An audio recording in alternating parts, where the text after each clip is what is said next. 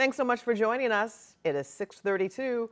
I'm Kelly Jackson here with Chief Meteorologist Scott Connell. Cleanup well underway after Friday's EF3 tornado, but now we are looking ahead to a couple of days of storms. More storms on the way. Tomorrow morning storms that we see, we don't expect them to be a big problem. We have some showers right now down to our south. That shouldn't be a big problem for us today. Tomorrow evening, though, that's the potential, and overnight tomorrow night, where we could see some stronger storms. So again, you're looking at some of the pictures here. This is live drone video here. And this is one of the things you're going to see. We have St. Louis being an old city. You have such a dramatic area of these mature large trees. And in some cases, that comes back to be a problem because those trees fall on the power lines and it causes extensive outages. But just the amount of tree damage, extensive across the region. And some of those trees hitting cars, some of those trees also hitting buildings and causing some substantial damage. And then after that, just the winds themselves and all that twisting with that tornado. Now, EF3 damage was the maximum observed in St. Louis, and this most likely is going to be the strongest part of this. Just as a reference, couple of things. This is the strongest tornado we've had since 1959 in St. Louis. That was a February 10th tornado that hit in the middle of the night. That killed 10 people in the city of St. Louis. This took 5 souls and injured numerous folks as well. The maximum winds 150 miles per hour. At the moment, the showers that we're looking at down to the south of St. Louis, these are insignificant in the scheme of things. They will get out of here pretty quickly. Skies will then become partly cloudy as we head through the remainder of the day.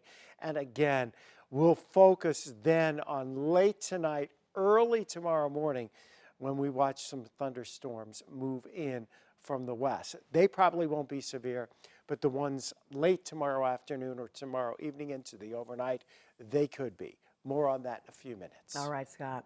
Well, this morning we have team coverage from across St. Louis. WCNC's Walker Lawson from our sister station in Charlotte. He is live with the latest on citywide relief efforts. But first, we want to check in with Travis Cummings again. He is live in North City. And Travis, what really caught my attention was the block that you were on. It looked like just about every home was severely damaged on that block. You're absolutely right, Kelly. We are on Penrose, just around the corner from Redbud Avenue. I saw that street yesterday and the magnitude of the damage, but this morning I'm really setting my eyes on it. Take a look here. You see telephone poles smashed into structures. There is debris scattered throughout, roofs taken down, windows smashed in on homes and properties. But I'm also starting to see signs of restoration on this very block here. Take a look. You can see a company here has sort of identified these trouble areas. There's a board there labeled with the word hole on it. You can also see a brand new telephone pole here, and I see several of these set up throughout the rest of the street. Let's just walk around the corner because I want to just get your eyes on the magnitude of how fast and intense this storm was. Again, siding coming down from buildings, scattered debris, down trees, power lines for blocks and blocks here in this neighborhood. And people did indeed stay inside of their homes last night. I'm starting to see some people come out of their homes this morning, but as we know, this is one of the many neighborhoods that did not have power. We know thousands are waking up still without power, but there are several people mobilizing already. They're going to be out and about again today, so we're happy to see that restoration come together. We're live on the north side. Travis Cummings, 5 on your side. And WCNC's Walker Lawson joins us live from the city's command center at Kings Highway and Del Mar.